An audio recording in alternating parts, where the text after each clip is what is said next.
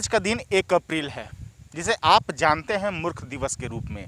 लेकिन मूर्ख दिवस के परिप्रेक्ष्य को अब पूरी तरह से बदलने की कवायद में जुटा एक नया मुहिम सामने नजर आता है। आओ मिलकर खुशहाली बांटे। ये मुहिम है इंडियन रोटी बैंक का, जो पूरे भारतवर्ष में आयोजित किया जा रहा है। पलामू की शाखा, यानी कहा जा सकता है कि झारखंड का जो पलामू यूनिट है वो लगातार इस दिशा में सक्रिय है। और हम आज खड़े हैं पारंपरिक गो विज्ञान अनुसंधान केंद्र भुसड़िया। ये भुसड़िया वो वही जगह है जिन्हें से अब गौशाला के रूप में जाना जाता है। और ये गौशाला कहीं ना कहीं अब नए रूप में जब किसी को सेवा करना होता है तो यहाँ आते हैं। और इसी परिप्रेक्ष्य में इंडियन रोटी बैंक IRB की टीम आज यहाँ पर मौजूद है। भुसड़िया में आने के बाद यहाँ का जो प्राकृतिक छटा है ये महज पलामू जिला मुख्यालय से कुछ ही दूरी पर स्थित है। तकरीबन 10 किलोमीटर से भी कम दूरी है यहाँ का। लेकिन इस दूरी से अगर हम इस छटा को देखें तो महसूस कर सकते हैं कि ये जो प्रकृति के गोद में बसा पलामू है ये कितना खूबसूरत है। बस इसे सजाने संवारने और निखारने की आवश्यकता है। और ये जो माहौल है, इस माहौल को यहाँ पर इसको एक नया आयाम देने वाले, एक नया रचना करने वाले इन सारे शख्सियत से हम यहाँ पर अभी मुखातिब होंगे, बातें करेंगे और समझने की कोशिश करेंगे कि आखिरकार इसके बनाने में और आज इसका जो स्वरूप है। आमतौर पे लू के दिनों की शुरुआत हो चुकी है, गर्मी के दिनों की शुरुआत हो चुकी है। और ये झोपड़ी जो आमतौर पे पहले आप देखते थे ये बिल्कुल कम दिखाई पड़ता है। आइए हम जानते हैं। सबसे पहले तो हम चाहेंगे कि आप अपना परिचय बताएं हमारे दर्शकों को। आपका क्या नाम हुआ और कैसे यहाँ पहुँचे भुसड़िया में? मेरा नाम हीरानंद पाठक हुआ। मैं एक स्कूल में शिक्षक था और 2017 में अवकाश प्राप्त किया। उसके पहले से इस ज़मीन पर मैं चक्रीय विकास के माध्यम से ये जो वृक्ष आप देख रहे हैं उसको मैंने ही लगवाया था, मेरे ही देखरेख में लगाया गया था। उस समय पद्मश्री परशुराम मिश्र जी, PR मिश्रा जिनको कहते हैं, उनके साथ मैं यहाँ आया करता था। इस ज़मीन से मेरा लगाव उसी समय से है।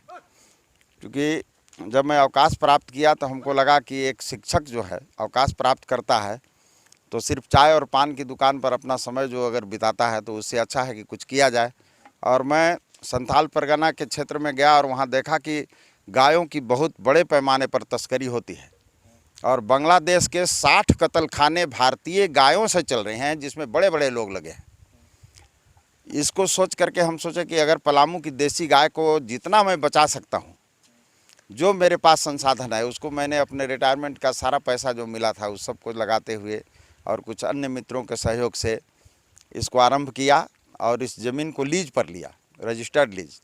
उपायुक्त डॉक्टर संतनु अग्रहरी साहब आया करते थे यहाँ बीच बीच में, हर एक सप्ताह में एक बार। तो उन्होंने भी हमको कुछ सपोर्ट करवाया, कुटी, भूसा, गुड़, इस सब चीज़ की व्यवस्था वो हमेशा जब तक वो रहे कुछ न कुछ करवाते रहते थे। तो उन्हीं के साथ रह करके मैं यहाँ कुछ उसको ये किया, एक डीप बोर उन्होंने करवाया। बहुत ज़्यादा पानी नहीं निकला लेकिन उसमें काम चलाऊँ पानी है। अब कितना मानते हैं कि अब कितना आसान है चला पाना? कोई ना कोई हमेशा आपको डॉक्टर शांतनु अग्रहरी तो मिलेंगे नहीं? तो अब जो है ना, यहाँ कुछ उत्पादन भी होने लगा है, जैसे जैविक टमाटर। हालांकि उसका अभी महत्व यहाँ के लोगों को विशेष पता नहीं है, इसलिए 10 रुपये किलो जैविक टमाटर भी बिकता है और रासायनिक खाद दिया हुआ टमाटर भी बिकता है। इंडियन रोटी बैंक की टीम आज पहुंची है। हमेशा आते हैं दीपक जी, किस रूप में देख रहे हैं ये नूडल्स दिवस पे आओ मिलकर खुशहाली बांटे ये अभियान? कितना आपको लग रहा है जिस तरह से गुड़ खिला रहे हैं गायों को? नहीं, इस तरह के कार्यक्रम हर एक लोगों को चलाना चाहिए, जिस तरह से इन लोगों ने चलाया। और इसको देख करके मैं बहुत खुश हूँ कि हमेशा कोई ना कोई त्यौहार होता है, कभी ये होता है तो इन लोग ज़रूर आते हैं। बसंत पंचमी के दिन भी गुड़ आके खिलाए थे। और यहाँ संजीव बाबू तो हमारे मैंने खास अपने आदमी हैं कि जब मन इनको करता है तो मेरा भतीजा को लेकर अकेले ही बुलेट से आ जाया करते थे, मेरा बेटा के साथ भी आते थे। और अब लाजिमी है ये जो प्राकृतिक छटा है ना, ये हमें भी, अगर हम यहाँ पहुँचते हैं तो हमें भी आकर्षित करती है। संजीव सर, आप तो हमेशा आ जाते हैं यहाँ घूमने, क्यों आखिरकार ये जगह खींचता है? देखिए शहर के जो भागदौड़ है और जो हमारा कार्यशैली है, जो हमेशा वाद विवाद को देखते रहते हैं, जो मन थोड़ा सा डिप्रेशन के मोड में जब जाता है, लगता है कि थोड़ा इससे भागा जाए, तो यहाँ आके वो चैन और सुख जो प्राप्त होता है ना, वो अपने आप में उससे अलग होता है। हमने भी गौर किया कि आप गायों के पास जब गुड़ खिलाने गए तो वहीं पे खींचे रह गए, सभी लोग धीरे धीरे हटते गए, चले गए, लेकिन आप वहीं रह गए। गाय जो जानवर है तो भले बोल नहीं पाते, लेकिन इनका भाव जब खाते हैं अंदर से, उनको जो खुशी जो चाव से वो चबा चबा के खाते हैं और लार टपकता हुआ दिखता है ना, उसको देख के खुशी होता है कि वो लोग एंजॉय कर रहे हैं एक्चुअली को, और उनको एंजॉय करता हुआ देख के खुद को एंजॉयमेंट मिलता है कि चलो किसी को तो खुश कर पाए हम कम से कम। और लाजमी है, कहीं ना कहीं ये संवेदना जो है ना हर शख्सियत में भी मिलता है। और लॉकडाउन से देवघर के रहने वाले हम सब इंस्पेक्टर संजीव कुमार को इस रूप में महसूस कर रहे हैं कि कहीं ना कहीं दीपक जी जरूर इत्तेफाक रखेंगे कि आज नूडल दिवस मना रहे हैं, लेकिन आईआरबी की टीम के साथ संजीव सर हमेशा रहते हैं। और ये जो अभियान है कितना बेहतर रूप से आप देख रहे हैं कि खुशहाली वाकई में बांट रहे हैं। हाँ, दिख तो रहा है। जिस तरह से बच्चों को नूडल्स खिलाए, फ्रूटी प्रदान किए और पठन पाठन की सामग्री दिए, तो जो अपार खुशी उन लोगों में दिखती है, उससे हम लोगों को सेवा का भावना और प्रबल होता है। और ख़ास तौर पर हमारे मित्र संजीव कुमार जी का योगदान इंडियन रोटी बैंक टीम को बहुत ही प्रोत्साहित करती है, और आगे भी इनका योगदान सदैव इसी तरह मिलता रहे कि हम लोग सेवा के क्षेत्र में लगातार काम करते रहें। दीपक जी, आमतौर पे प्राकृतिक छटा है पलामू में, लेकिन गौशाला का ये जो माहौल है ये कितना बढ़िया है और इसको देख करके क्या सीखना चाहिए लोगों को? देखिए, ये एक अनूठा उदाहरण है अपने आप में कि पलामू जैसे सुखाड़ अकाल वाले क्षेत्र में इतनी मजबूती से कम 100-200 गायों का सेवा जारी रखे हैं बाबा। और भी जो लोग बाबा से सीख लेना चाहते हैं तो गायों का सेवा इसी तरह करने का उन लोगों को भी योगदान निभाना चाहिए।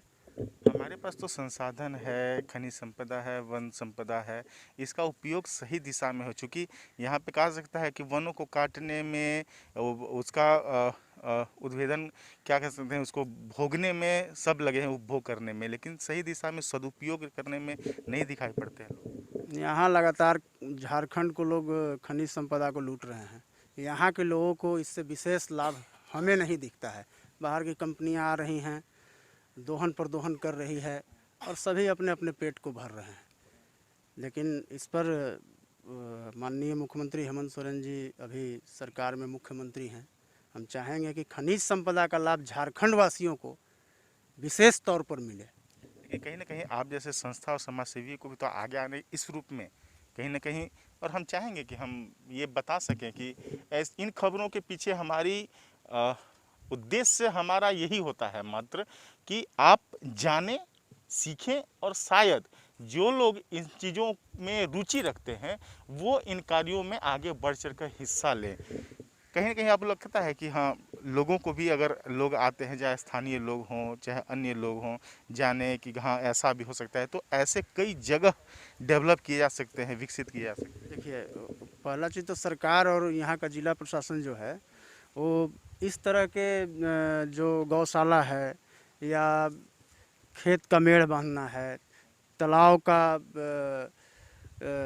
को बड़ा बड़ा तालाब को संरचना करना है, तो इस तरह के कामों से यह भी होगा कि लोगों को रोज़गार मिलेगा। और इसी के लिए नरेगा जाना जाता था, लेकिन कुछ दिनों से हम देख रहे हैं कि नरेगा के माध्यम से भी लोगों को रोज़गार मिल नहीं रहा है और लोग बाहर के प्रदेशों में पलायन कर रहे हैं। तो इस तरह का जो व्यवस्था है, तो इसको अगर हम लोग डेवलप करेंगे या जिला प्रशासन करेगी तो लोगों को रोज़गार मिलेगा और हमारा जो खनिज संपदा है, पेड़ हैं, पौधे हैं, जंगल हैं, ये सब भी बचेगा। लाजमी है, इस दिशा में बढ़ने की ज़रूरत है। और पाठक जी का ये जो मुहिम है और दीपक तिवारी का जैसे युवाओं का एक संवेदनशीलता है, वो कहीं ना कहीं बहुत कारगर तब होती है जब इसको देख करके समाज में। हमारे साथ वरिष्ठ पत्रकार आशीष अनंब है। आशीष जी, आपको क्या लगता है, इन चीज़ों जगहों पर आते हैं, पाठक जी का देखते हैं क्रियाकलाप, दिन रात काम करते हैं इस दिशा में, दीपक तिवारी जैसे लोग आते हैं, कभी न कभी कुछ न कुछ सहयोग देते हैं, लेकिन बाकी समय में कहीं ना कहीं लगता है कि जो मदद, जो सहायता मिलनी चाहिए इन लोगों को नहीं मिल पाता है। इंडियन रोटी बैंक का आज 1 अप्रैल के दिन आओ खुशहाली बांटें कार्यक्रम मेरे हिसाब से कहीं ना कहीं भारतीय सभ्यता संस्कृति जिस तेज़ी से पश्चिमी सभ्यता की ओर जा रही है उसको पुनः भारतीय संस्कृति में लाने की एक पहल है। और अगर ईमानदारी से यहाँ के समाज सेवी और तथाकथित राजनेता इस दिशा में कदम बढ़ाएं तो पाठक जी जैसे कितने ही लोग उन्हें मिलेंगे जिनकी रुचि भारतीय संस्कृति जो सनातन धर्म की संस्कृति थी, जहाँ गौओं की सेवा की जाती थी, उन्हें माता के रूप में देखा जाता था, तो ये आगे आएंगे। और सही मामले में जिस प्रकार से कहा जाता था कि हमारी संस्कृति विकसित थी, उस आज के हवाई जहाज़ हमारे पुष्पक विमान उस समय भी हुआ करते थे। तो हम वैसे लोगों को, ऐसे जो पाठक जी जैसे लोग हैं, दीपक तिवारी जैसे लोग हैं, संजीव जी जैसे लोग हैं, इनको मदद करनी चाहिए। और इनको जब वो पुश करेंगे तो ऐसे क्षेत्र पलामू में कई विकसित होंगे जहां से हमारे संस्कृति की नई शुरुआत होगी। और इस नई संस्कृति की शुरुआत की कहीं ना कहीं कामना हम करते हैं इस रूप में कि वो अगर उसका शुभारंभ होगा तो हम आपके बीच उसे लेकर के आएंगे और दिखाने की प्रयास करेंगे कि वाकई में हमारा पलामू फिर अपने अस्तित्व की ओर लौट रहा है। और इसके लिए कहीं ना कहीं आप हम सबको मिल कर के आगे आना होगा, अगुवाई करनी होगी, क्योंकि ये मुहिम जन आंदोलन का रूप अख्तियार करेगा, तभी जाकर के हम पलामू को एक नव निर्माण की दिशा में एक विकसित कर पाएंगे। तनु नागरिक सहयोगी के साथ AP लकी, कैपिटल न्यूज, मेदिनी नगर।